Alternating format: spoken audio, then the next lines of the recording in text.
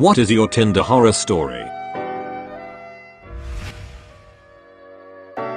It ended up being a double date with his mom and her OkCupid date. He told me that he and his mom were a package deal. I was mortified and there was no second date.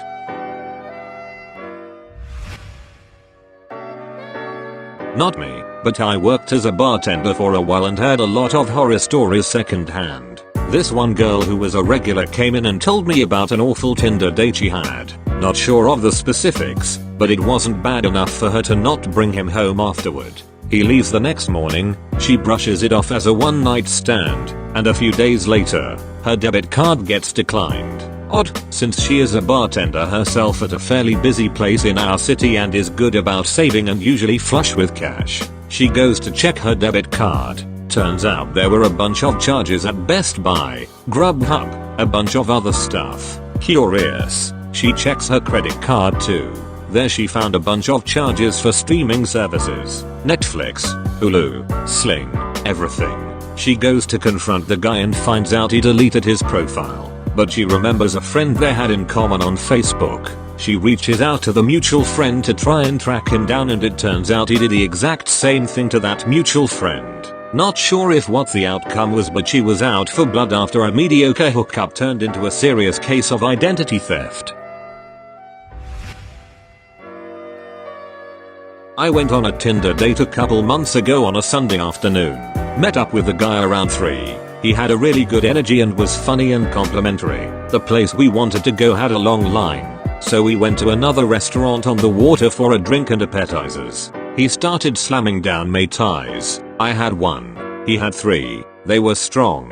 Like, I was tipsy borderline drunk off of 1. The bar had a 2 Mai Tai per person limit, but he found another bartender to get his 3rd. He got drunker and started telling me he loved me, joking at first but getting increasingly serious. As we left he asked me to marry him. I kind of laughed it off, and was like maybe we take it slow. We just met each other. He got so mad he stormed off and left me on a street corner. Then as soon as he got home, it was 5 PM. He started texting me come over, and I miss you. He was 43. WTF. I've been waiting for the right thread for this. After a movie date with a guy I met on Tinder, we came back to my place. We'll call him Dude. I told him we could hang for a bit but I have work in the morning so I would need to go to sleep soon. Dude said that was fine, but he was hungry and he was going to order food. Okay, sure. Dude orders 2 large subs from Potbelly and a milkshake. Downs it. No judgment. He's 6'4", 210 pounds, younger still growing. By all means. I didn't think anything of it until later. We end up messing around a bit and fall asleep in bed. I wake up to my front door opening and closing several times over a 5-minute period. My dogs are going nuts, and it's 1 AM. What the heck is this guy doing? I open the door to my room that opens up to the rest of my apartment and my bathroom is to the left where the light is on and the door is wide open. I walk around the corner to make eye contact with Dude who is in a squatting position over my toilet, with a stick, poking around in murky brown poop water that is millimeters from overflowing onto my bathroom floor. Horrified, he yells, "Stop looking at me, go back to bed." I have it under control. I'm still waking up trying to understand what I'm seeing and what's going on, and I just start nervous laughing. I don't know what else to do. He yells, "Why don't you have a plunger?" And I said I don't know, I never needed one until now. He tells me to go back to bed. He has it under control. I'm so disturbed, tired, can't process what's happening and have work in the morning. I go back to bed. I remember hearing him peek in my room a bit later and heard. I fixed it, and then heard him leave and my door close behind him. The next morning, I hesitantly approach my toilet to find the water is down. But there is something poking out from the bottom of the toilet like he didn't get it all. Upon further inspection, what I was seeing was the tip of a stick, some gloves, towels and barbecue tongues. Later I pulled out approximately 3 foot of stick from my toilet that had broke off, followed by several other stick fragments. Dude had broke several sticks. I heard my door open and close so much, because he was going outside to look for a stick. One would break, he'd go get another. Dude had left drippy poop water stains all over my bathroom floor. He also left my apartment so fast that he left his underwear, and undershirt and socks. After work that day, I went straight to the store and bought a plunger. Lesson learned. Not me, my dad. Not Tinder either, it was Match.com. My dad had been on Match for about 3 months with some success. He is a tall Australian man who's decent looking, so he had some interest. One weekend he got sent his first nude, which he thought had strange, but brushed it off. Later that week he got 6 more nudes from the same woman. Before he blocked her, he decided that he would open them just for kicks. 5 of the pictures are just straight up vag shots, which he said were incredibly unappealing and had terrible lighting. The 6th picture, however, was something different. The woman was standing in her bra in front of a mirror, puss out, winking, with a bunch of herbs shoved in her bra. Basil, parsley, thyme, all that good stuff. The caption on the picture was "Spice Rack." She was swiftly blocked after my dad stopped laughing long enough to find the block button. A chick said she was having a work party at her house and I should come over. It's Bob. So I bought a 6-pack for myself. Went to her place and noticed more than half of the people were younger, 17-18, while I was 21 and the girl was also 21. Then they gathered everyone in the living room and proceed to talk about the job. Turns out it was one of those pyramid scheme recruiting gatherings. I just sat there drinking my beer, only one drinking, for 2 hours because I thought it was rude to leave because they were telling sob stories and saying how much this job had helped them. Sat there listening to some head of the group guy saying how we can make millions in a short amount of time. Saying bullshit like, you see my BMW 3 Series out front? That's a company car that you can drive around in, if you do what we do. It was sad because they were trapping low income teens that are deciding not to go to college and to join them. After the pitch, I pretty much had enough and was preparing to leave. Then the girl came up to me and asked what I thought, and I just said it's not for me and I'm leaving. She asked if I wanted to take my beer and I said they needed it more than I did. 2 or 3 weeks later she sent me a text. Unfortunately we exchanged numbers, asking if the head of the group guy can call me and ask me questions on why I'm not signing up and how I thought the group session went. I didn't reply, but sure enough the dude called me and I politely said it's not for me, but he kept pushing. Finally I had to tell him to fuck off, and that was the end of that. Never went to work parties for a Tinder date again. It was a complete shit show, and if it wasn't for the beer I brought or the Tinder date's dog, I would have just left. Looking back on it, during the pitch, the head of the group guy said at one point, if you're not interested in making $1 million, you can just leave. No one's stopping you. I really wish I stood up, chugged my beer and said fuck this shit. You guys are all stupid and no one should be joining. You will ruin your lives, and walk out. But that's just a daydream I have in the shower. Edit words and stuff, and thank you kind strangers for my first awards.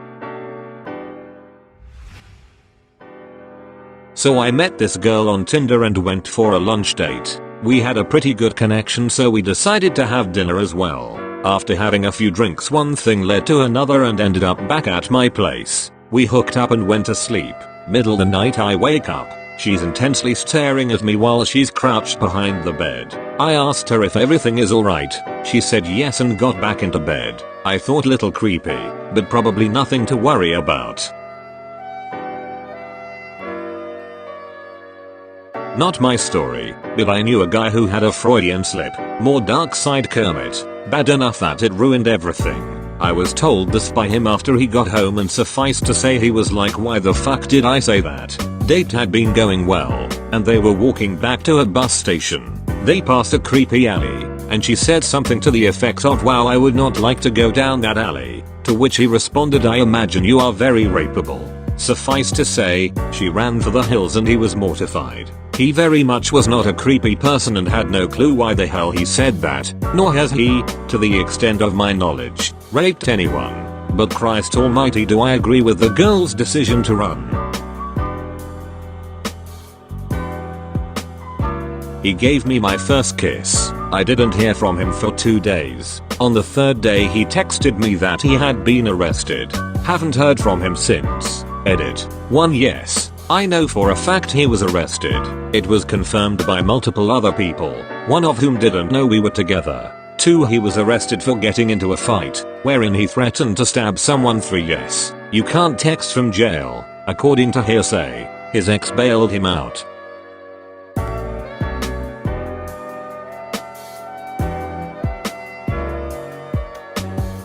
Posted this before but I've an update, so here we go. Went on a date with a girl off Tinder and we hit it off okay. No real chemistry though and figured I'd never see her again. Next night she texts me and tells me she's at a bar near me for a birthday and that I should come through. I figure why not and meet up and end up having a great time. She's super chatty and there's definitely something there that wasn't there the night before. After a few hours she tells me we should go back to my place. Why the hell not? We're talking the entire cab ride back and she's coherent and fine. We get to my place and she opens up her door and plumps onto the street. She has somehow become blackout drunk during the 10-minute cab ride. At this point she is incoherent and can't tell me where she lives, so I pick her up and walk her up the block to my place, up 3 flights, and settle her in my room.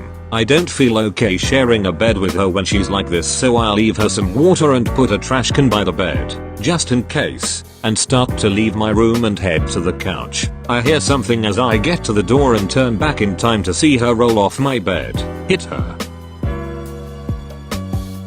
neck on the corner of the trash can, and slam onto the floor. She then starts painting the walls like a sprinkler. I just watch it happen for a minute. I can't do anything. Once she stops, I pick her up and take her to the bathroom. She starts round 2 as I go back to my room and start cleaning up. After a few minutes, I go check on her and she is passed out in my toilet. At this point, she is completely immobile and I can't get her up. She has become 50 pounds heavier. So I grab a pillow, put her head in my lap, and resolve to sleep in the bathroom with her, worried my roommate might stumble upon her in the middle of the night.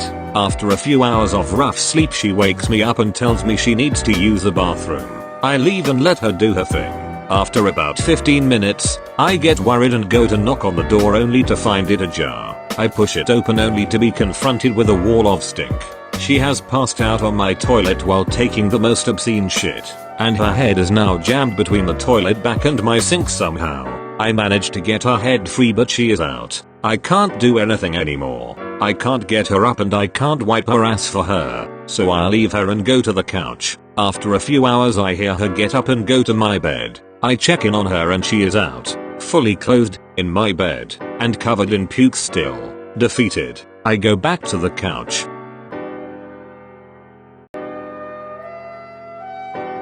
Have to work early in the morning, so I go to check in on her around 7 AM only to find she has gotten her period in my bed. I leave her $10, a t-shirt and jeans, and directions to the nearest laundromat. She texted me later apologizing and we went on another date and ended up sleeping together. It only becomes painfully clear to me later that she was probably roofied by someone at the bar and I should have gotten her medical attention.